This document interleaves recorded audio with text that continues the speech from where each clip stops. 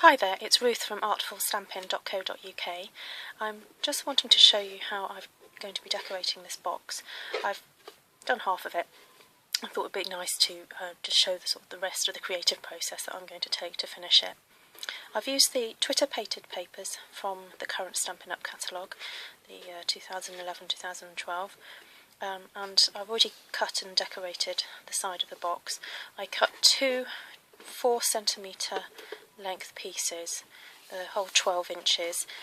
The one 12-inch strip didn't reach the whole length, so I've had to add a little extra bit and try to do it so that the join is not too obvious.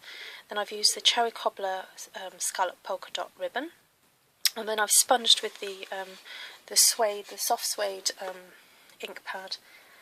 Just sponged the edges to give it that sort of antique-y, slightly aged look.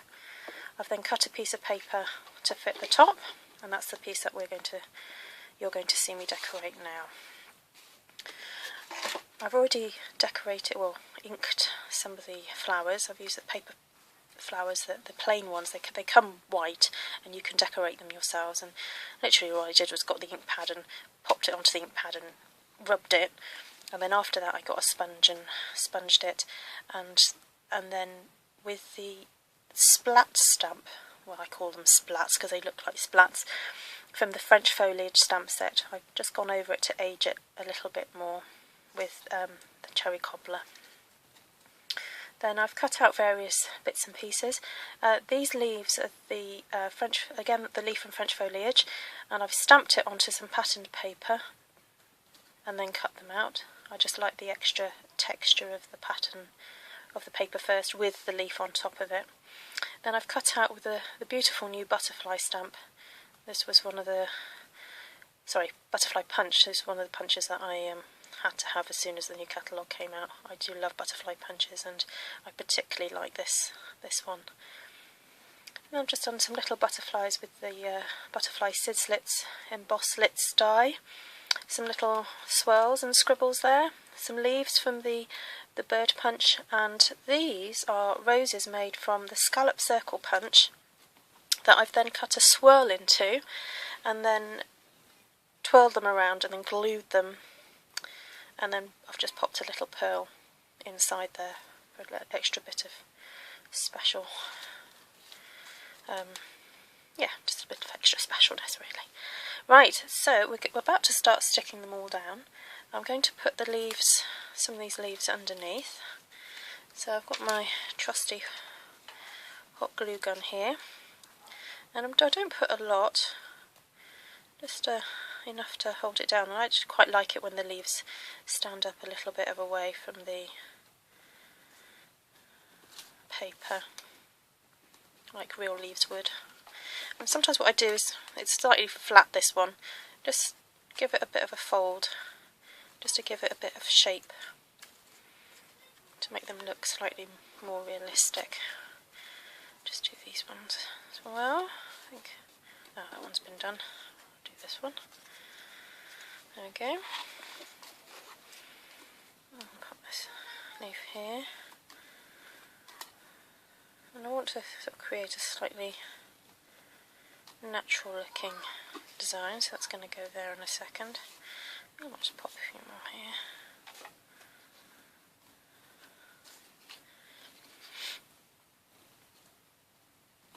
There we go, that'll do for the leaves. And let's have a look, let's see what that's going to look like. I've inked also the edges of these leaves with a sponge, because I think when the card is just left plain, as you can probably see the difference. Sorry, putting my sleeve in front of the camera, but I don't know if you can tell the difference between the ones that have been inked. They just look slightly more darker and just a bit more realistic. I know they're paper, you know, no one's going to be fooled when they look at it. They're not going to go, oh, there's a real leaf, but I think it's nice if we can just edge them a little bit to create a bit of faux realism. Right, remember my swirls. I do love swirls. They're very girly, aren't they? I stick that one under there. And what I do is I tend to just stick the edge down because I like it when you can get the swirls to sort of pop up against the flower. Oh, got a bit stuck here. Right. Stick that on there. As you can see, I'm not being too prescriptive about things.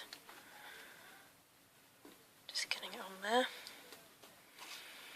I'll just keep checking to see what it looks like. That's good. I want to leave a little bit of space for butterflies.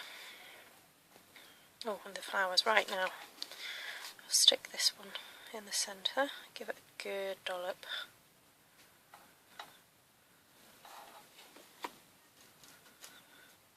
Okay. I actually want the flowers to come up a little bit. There we go. Right.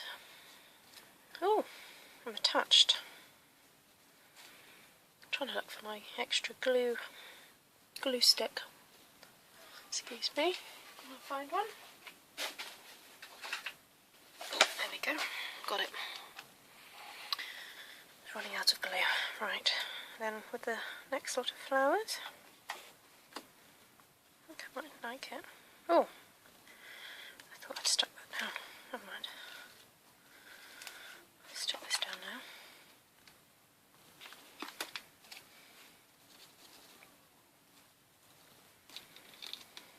Sometimes you get these annoying bits of stringy bits of glue, but don't be afraid of them, just pull them off. They come off quite easily sometimes. Pull that one off.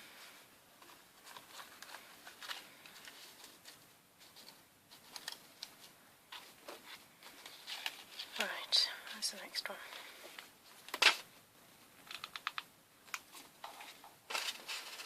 My glue stick fell out.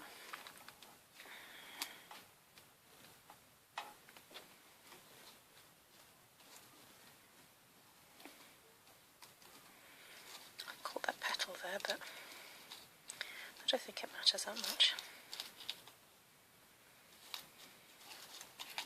I want to just go for lots of lovely textures and detail.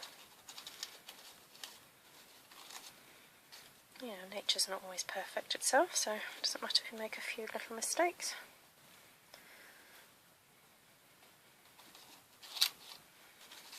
Just pull that over. Right, where do I put this one?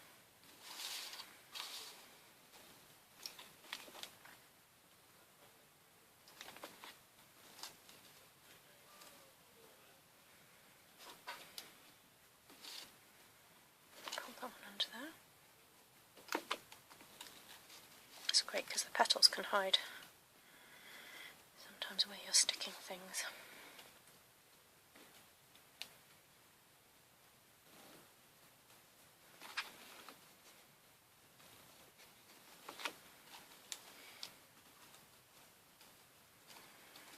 Right, getting there.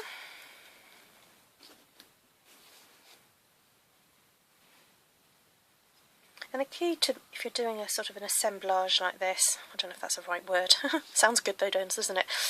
Assemblage. If you're doing something like this, it's good to sometimes sit back, look at it, and if it doesn't look quite right, maybe just keep adding a little bit more detail, inking, because sometimes all it takes is a little bit of ink to make the difference. I think if I just left the edge of this blue circle plain, then it would have a very different look about it. Right, we're nearly there, nearly ready to do the butterflies. Now I'm not sure if I'm going to use all of these. I've done a few.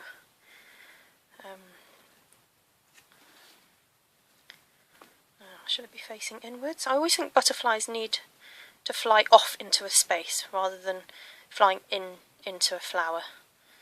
But yeah, I don't always stick to that rule, but I'm Try that one flying off there. And what I sometimes do is, rather than stick in the middle, I sometimes stick the wing down so that the other wing can pop up more.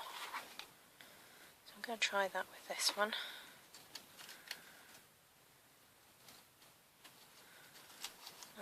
Maybe there we go, like that.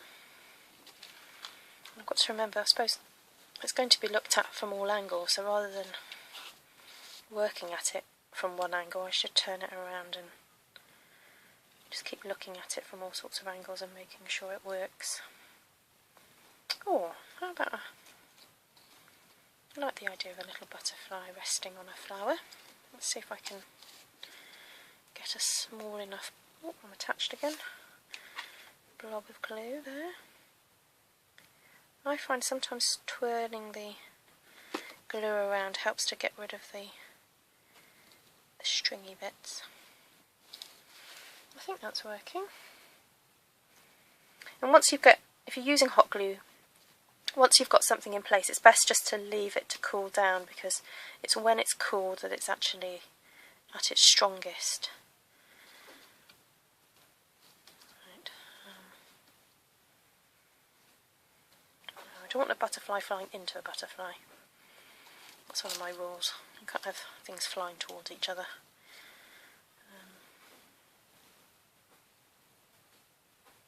Maybe flying off from there.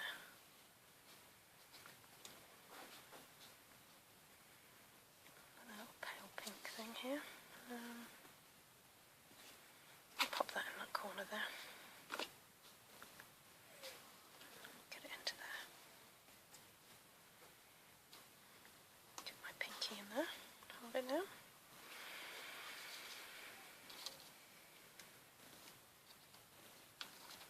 I'll stick that there.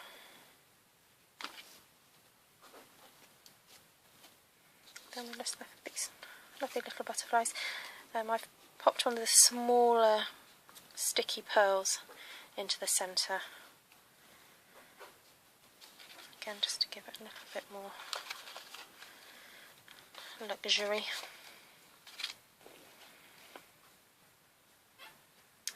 Envisage this being just a lovely gift that you could give somebody.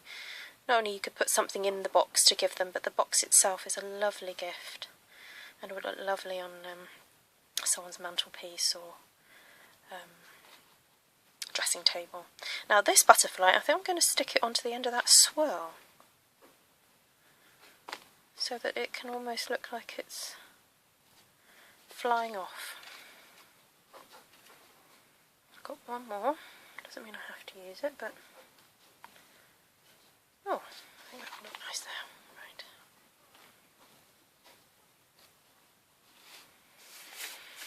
Right, I think I'm done.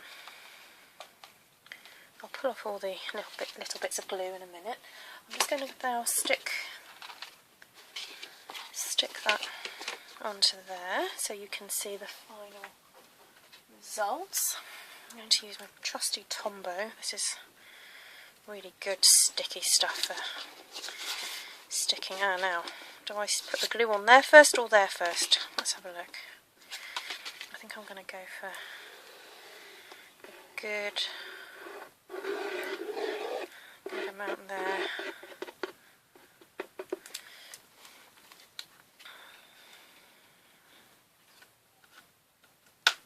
I've just noticed a little blob of glue on the side there.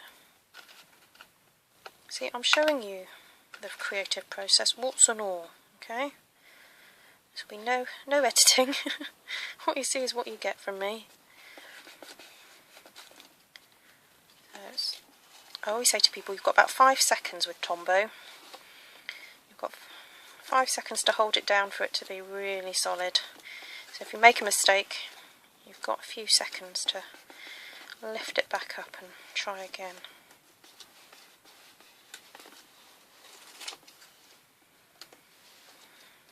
Now, is it worth me sticking some of these down? Right, so I think that's the final product. I'll blog this, I'll take photos and blog about this. Now let's line up the joins. and I'll put a list of all the products I've used, and hope you enjoyed it. Thank you very much for watching.